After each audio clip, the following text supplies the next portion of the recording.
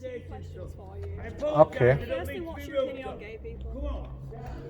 What's my opinion on gay people? Do you want to know what the Bible says about gay No, I people? want to know your opinion. My opinion, okay.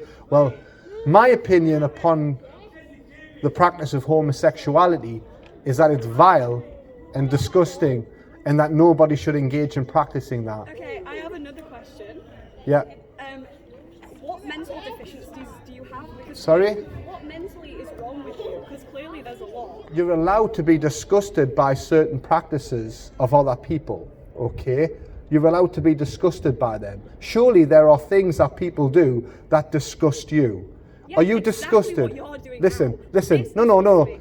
For No. you to stand here and push your opinions on everyone, including the fact that you just said things about gay people? Is that what you've just said? What's your question? I'm just going to ring the police about this. All right. That you stood in Wakefield offending people with your views. Do you know the law? Do you know that I have? and say that my life Do you? is So you don't know the law in regards to freedom of expression? It's honestly disgusting. Okay. You hang fire there, they'll be around soon. Yeah. Now you're just wasting public money and wasting police time. You are, because you shouldn't be here. Really? I think you're quite prejudiced. Prejudice against the rights of Christian people to be able to express their views. Okay, thank you. I'll be happy to speak to the police when they come. Tell them I'll be waiting for them. Okay. This is funny. Right. I don't want to. So, okay, can I just get your name and shoulder numbers again, please? Daniel Cable, 664. Yeah. Okay, so, So, do you want me to start from the beginning, sorry? yes. For the camera. So, we've had reports that you've been doing some speeches and a member of the public's perceived it as a hate speech because of what you're saying about homosexual people.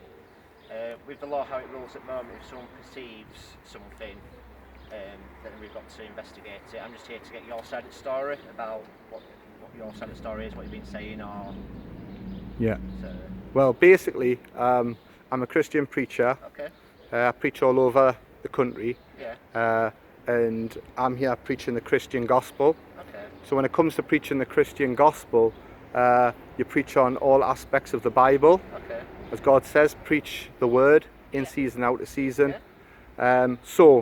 The incident which took place, I'm happy to speak to you about it, is two young girls come up and asked what I thought about homosexuality. Okay.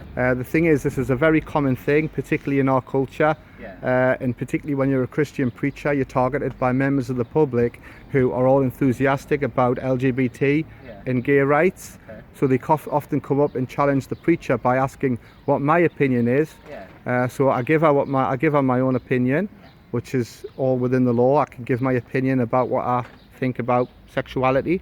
I also give her the views on what God thinks of it from the Bible. Yeah. And then the incident is a lady who wasn't in the conversation came up and started to make an issue with the conversation I had with this lady. Said that she was going to phone the police. I says, you're welcome to do that, but I believe you'd be wasting police time and public money, because there's nothing unlawful about actually talking about those topics. I stand under Public Order Act 1986, Part 3A, hatred against persons on religious grounds and sexual orientation, which is 29J and 29JA.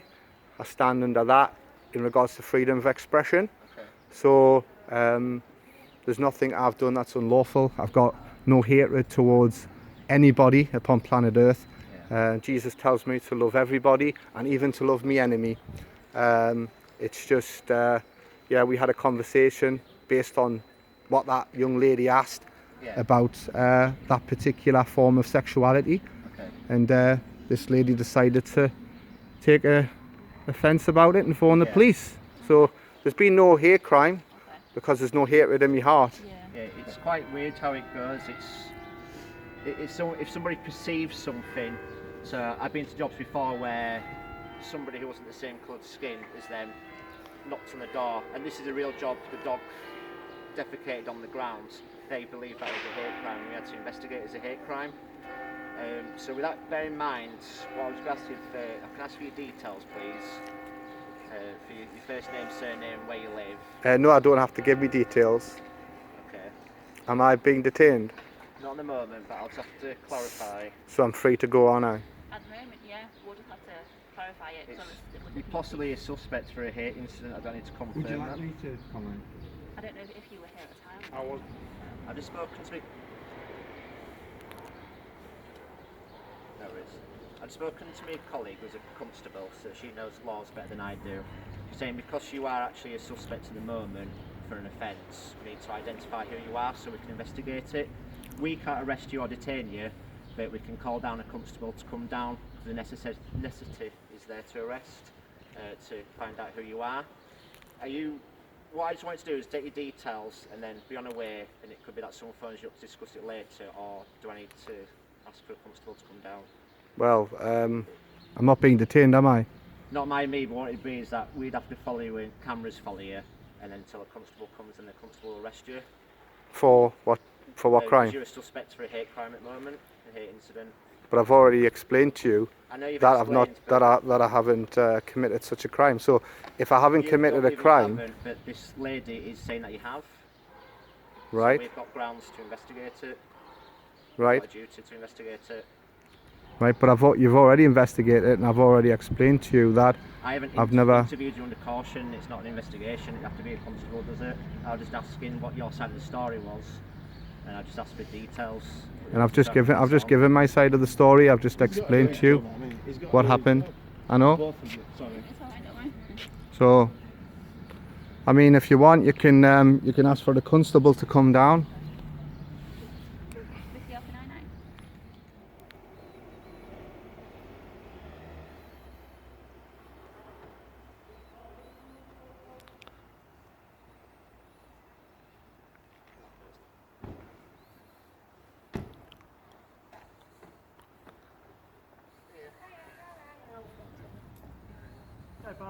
Hello. I'll speak to you first. Yeah. Yeah, all right. You're right.